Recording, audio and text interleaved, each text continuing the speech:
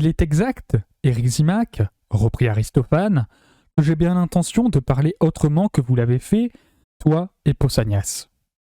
À mon avis, en effet, les êtres humains ne se rendent absolument pas compte du pouvoir d'Eros, car s'ils avaient vraiment conscience de l'importance de ce pouvoir, ils lui auraient élevé les temples les plus imposants, dressé des autels et offert les sacrifices les plus somptueux. Ce ne serait pas comme aujourd'hui où chacun de ces hommages ne lui est rendu, alors que rien ne s'imposerait davantage. Parmi les dieux, en effet, nul n'est mieux disposé à l'égard des humains. Il vient à leur secours, il est leur médecin, les guérissant de maux dont la guérison constitue le bonheur le plus grand pour le genre humain. Je vais donc tenter de vous exposer quel est son pouvoir, et vous en instruirez les autres. Mais, d'abord, il vous faut apprendre ce qu'était la nature de l'être humain et ce qui lui est arrivé. Au temps jadis, notre nature n'était pas la même qu'aujourd'hui, mais elle était d'un genre différent. Oui, et premièrement, il y avait 3 catégories d'êtres humains, et non pas 2 comme maintenant, à savoir le mâle et la femelle. Mais il en existait encore une 3e qui participait des 2 autres, dont le nom subsiste aujourd'hui, mais qui, elle, a disparu. En ce temps-là, en effet, il y avait l'androgyne, un genre distinct qui, pour le nom comme pour la forme, faisait la synthèse des 2 autres, le mâle et la femelle. Aujourd'hui, cette catégorie n'existe plus. Il n'en reste qu'un nom tenu pour infamant. Deuxièmement, la forme de chaque être humain était celle d'une boule, avec un dos et des flancs arrondis. Chacun avait 4 mains, un nombre de jambes égal à celui des mains, 2 visages sur un cou rond, avec, au-dessus de ces 2 visages, en tout point pareil et situés à l'opposé l'un de l'autre, une tête unique pourvue de 4 oreilles. En outre, chacun avait 2 sexes, et tout le reste à l'avenant, comme on peut se le représenter à partir de ce qui vient d'être dit. Il se déplaçait en adoptant une station droite, comme maintenant, dans la direction qu'il désirait. Et, quand il se mettait à courir vite, il faisait comme les acrobates qui font la cubulte en soulevant leurs jambes du sol pour opérer une révolution avant de les ramener à la verticale. Comme à ce moment-là, ils prenaient appui sur 8 membres, ils avançaient vite en faisant la roue. La raison qui explique pourquoi il y avait ces 3 catégories et pourquoi elles étaient telles que je viens de le dire, c'est que, au point de départ, le mâle était un rejeton du soleil, la femelle un rejeton de la terre, et le genre qui participait de l'un et de l'autre un rejeton de la lune, car la lune participe des 2. Et si justement eux-mêmes et leur démarche avaient à voir avec le cercle, c'est qu'ils ressemblaient à leurs parents. Cela dit, leur vigueur et leur force étaient redoutables et leur orgueil était immense. Ils s'en prirent aux dieux, et ce que Homère raconte au sujet d'Éphialte et d'Othos, à savoir qu'ils entreprirent l'escalade du ciel dans l'intention de s'en prendre aux dieux, c'est à ces êtres qu'il convient de le rapporter. C'est alors que Zeus et les autres divinités délibérèrent pour savoir ce qu'il fallait en faire. Et ils étaient bien embarrassés. Ils ne pouvaient en effet ni les faire périr et détruire leur race comme ils l'avaient fait pour les géants en les foudroyant, car c'eût été la disparition des honneurs et des offrandes qui leur venaient des hommes, ni supporter plus longtemps leur impudence. Après s'être fatigué à réfléchir, Zeus déclara « Il me semble, dit-il, que je tiens un moyen pour que, tout à la fois, les êtres humains continuent d'exister et que, devenus plus faibles, ils mettent un terme à leur conduite déplorable. En effet, dit-il, je vais sur le champ les couper chacun en 2. En même temps qu'ils seront plus faibles, ils nous rapporteront davantage, puisque leur nombre sera plus grand. Et ils marcheront en position verticale, sur 2 jambes. Mais, s'ils font encore preuve d'impudence, et s'ils ne veulent pas rester tranquilles, alors, poursuivit-il, je les couperai en 2 encore une fois, de sorte qu'ils déambuleront sur une seule jambe, à cloche-pied. Cela dit, il coupa les hommes en 2, ou comme on coupe les œufs avec un crin. Quand il avait coupé un être humain, Ils demandaient à Apollon de lui retourner du côté de la coupure le visage et la moitié du cou, pour que, ayant cette coupure sous les yeux, cet être humain devint plus modeste. Ils lui demandaient aussi de soigner les autres blessures. Apollon retournait le visage, et ramenant de toutes parts la peau sur ce qu'on appelle à présent le ventre, procédant comme on le fait avec les bourses à cordon, il l'attachait fortement au milieu du ventre en ne laissant qu'une cavité, ce que précisément on appelle le nombril. Puis il effaçait la plupart des autres plis en les lissant et il façonnait la poitrine, en utilisant un outil analogue à celui qu'utilisent les cordonniers pour lisser sur la forme les plis du cuir. Il laissa pourtant subsister quelques plis, ceux qui se trouvent dans la région du ventre, c'est-à-dire du nombril, comme un souvenir de ce qui était arrivé dans l'ancien temps. Quand donc l'être humain primitif eut été dédoublé par cette coupure, chaque morceau, regrettant sa moitié, tentait de s'unir à nouveau à elle. Et, passant leurs bras autour l'un de l'autre, ils s'enlaçaient mutuellement, parce qu'ils désiraient se confondre en un même être, et ils finissaient par mourir de faim et de l'inaction causée par leur refus de rien faire l'un sans l'autre.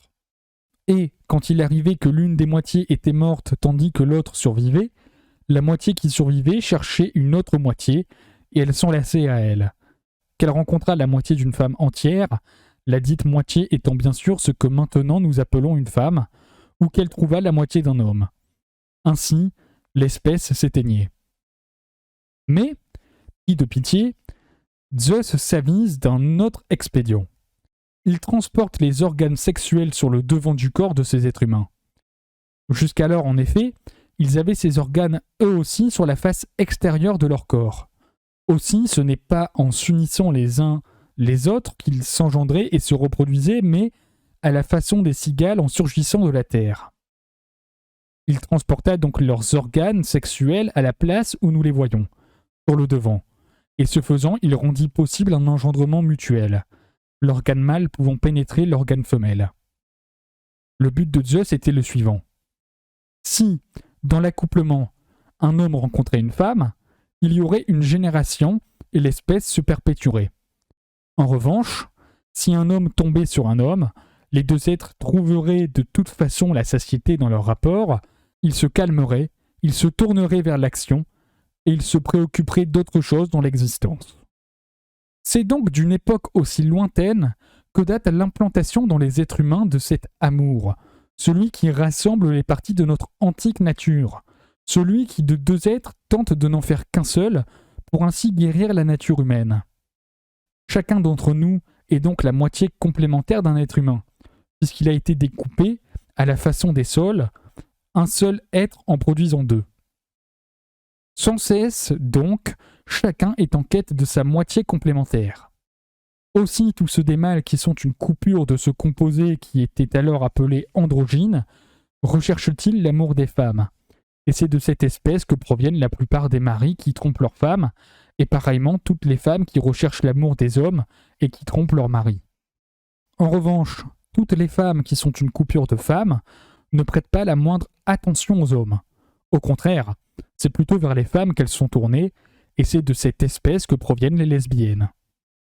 Tous ceux enfin qui sont une coupure de mâles recherchent aussi l'amour des mâles. Aussi longtemps qu'il reste de jeunes garçons, comme ce sont des petites tranches de mâles, ils recherchent l'amour des mâles et prennent plaisir à coucher avec des mâles et à s'unir à eux. Parmi les garçons et les adolescents, ceux-là sont les meilleurs, car ce sont eux qui, par nature, sont au plus haut point des mâles. Certaines personnes, bien sûr, disent que ce sont des impudiques, mais elles ont tort. Ce n'est pas par impudicité qu'ils se comportent ainsi. Non, c'est leur hardiesse, leur virilité et leur allure mâle qui font qu'ils recherchent avec empressement ce qui leur ressemble. En voici une preuve éclatante. Les mâles de cette espèce sont les seuls, en effet, qui, parvenus à maturité, s'engagent dans la politique. Lorsqu'ils sont devenus des hommes faits, ce sont de jeunes garçons qu'ils aiment et ils ne s'intéressent guère par nature au mariage et à la procréation d'enfants. Mais la règle les y contraint. Ils trouveraient plutôt leur compte dans le fait de passer leur vie côte à côte en y renonçant. Ainsi donc, De manière générale, un homme de ce genre cherche à trouver un jeune garçon pour amant et il chérit son amant, parce que dans tous les cas, il cherche à s'attacher à ce qui lui est apparenté. Chaque fois donc que le hasard met sur le chemin de chacun la partie qui est la moitié de lui-même, tout être humain, et pas seulement celui qui cherche un jeune garçon pour amant, est alors frappé par un extraordinaire sentiment d'affection, d'apparentement et d'amour. L'un et l'autre refusent, pour ainsi dire, d'être séparés, ne fût-ce que pour un peu de temps. Et ces hommes qui passent toute leur vie l'un avec l'autre ne sauraient même pas dire ce qu'ils attendent l'un de l'autre. Nul ne pourrait croire que ce soit la simple jouissance que procure l'union sexuelle, dans l'idée que c'est là, en fin de compte, le motif du plaisir et du grand empressement que chacun prend à vivre avec l'autre. C'est à l'évidence une autre chose que souhaite l'âme, quelque chose qu'elle est incapable d'exprimer. Il n'en est pas moins vrai que ce qu'elle souhaite, elle le devine et le laisse entendre. Supposons même que, au moment où ceux qui s'aiment reposent sur la même couche, Héphaïstos se dresse devant eux avec ses outils et leur pose la question suivante. Que désirez-vous, vous autres, qu'il vous arrive l'un par l'autre ? Supposons encore que, les voyant dans l'embarras, il leur pose cette nouvelle question. Votre souhait n'est-il pas de vous fondre le plus possible l'un avec l'autre et en un même être, de façon à ne vous quitter l'un l'autre ni le jour ni la nuit ?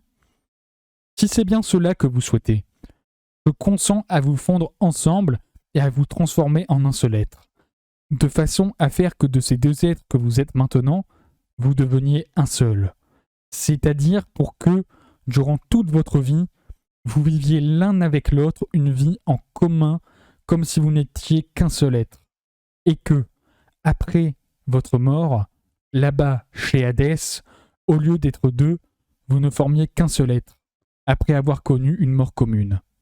Allons, voyons si c'est là ce que vous désirez et si ce sort vous satisfait. En entendant cette proposition, il ne se trouverait personne, nous le savons, pour dire non et pour souhaiter autre chose. Au contraire, chacun estimerait tout bonnement qu'il vient d'entendre exprimer un souhait qu'il avait depuis longtemps, celui de s'unir avec l'être aimé et se fondre en lui, de façon à ne faire qu'un seul être au lieu de deux. Ce souhait s'explique par le fait que la nature humaine, qui était la nôtre dans un passé reculé, se présentait ainsi, c'est-à-dire que nous étions d'une seule pièce. Aussi est-ce au souhait de retrouver cette totalité, à sa recherche, que nous donnons le nom d'amour. Oui, je le répète, avant l'intervention de Zeus, nous formions un seul être. Maintenant, en revanche, conséquence de notre conduite injuste, nous avons été coupés en deux par le dieu, tout comme les Arcadiens l'ont été par les Lacédémoniens. Il est donc à craindre que, si nous ne faisons pas preuve de respect à l'égard des dieux, nous ne soyons une fois de plus fendus en deux, et que nous ne déambulions pareil aux personnages que sur les stèles nous voyons figurer en relief. Coupés en deux suivant la ligne du nez, devenus pareils à des jetons qu'on a coupés par moitié. Voilà bien pour quel motif il faut recommander à tout homme de faire preuve en toute chose de piété à l'égard des dieux, pour éviter l'alternative qui vient d'être évoquée, et pour parvenir, en prenant Eros pour notre guide et pour notre chef, à réaliser la première. Que nul ne fasse rien qui contrarie Eros, et c'est s'opposer à lui que de se rendre odieux à la divinité. En effet, si nous vivons en entretenant des relations d'amitié avec le Dieu et en restant en paix avec lui, nous découvrirons les bien-aimés qui sont véritablement les nôtres, et nous aurons commerce avec eux, ce que peu d'hommes font aujourd'hui. Ah, qu'Éryximach, prêtant à mes propos une intention comique, n'aille pas supposer que je parle de Pausanias et d'Agathon. Sans doute se trouvent-ils être de ce nombre, et ont-ils l'un et l'autre une nature de mal. Quoi qu'il en soit, je parle, moi, des hommes et des femmes dans leur ensemble, pour dire que notre espèce peut connaître le bonheur, si nous menons l'amour à son terme, c'est-à-dire si chacun de nous rencontre le bien-aimé, qui est le sien, ce qui constitue un retour à notre ancienne nature. Si cela est l'état le meilleur, il s'ensuit nécessairement que, dans l'état actuel des choses, ce qui se rapproche le plus de cet état est le meilleur. Et cela, c'est de rencontrer un bien-aimé dont la nature corresponde à notre attente. Si par nos hymnes, nous souhaitons célébrer le Dieu qui est le responsable de ces biens, c'est en toute justice Eros que nous devons célébrer. Lui qui, à l'heure qu'il est, nous rend les plus grands services en nous conduisant vers ce qui nous est apparenté et qui, pour l'avenir, suscite les plus grands espoirs en nous promettant, si nous faisons preuve de piété envers les dieux, de nous rétablir dans notre ancienne nature, de nous guérir et ainsi de nous donner félicité et bonheur. Voici, dit-il, quel est Eryximach, le discours qui est le mien sur Eros. Il est différent du tien. Tout comme je t'en ai prié, ne le tourne pas en dérision, de façon à nous permettre d'entendre ce que va dire chacun de ceux qui restent, ou mieux, chacun des deux qui restent, car seuls doivent encore parler Agathon et Socrate.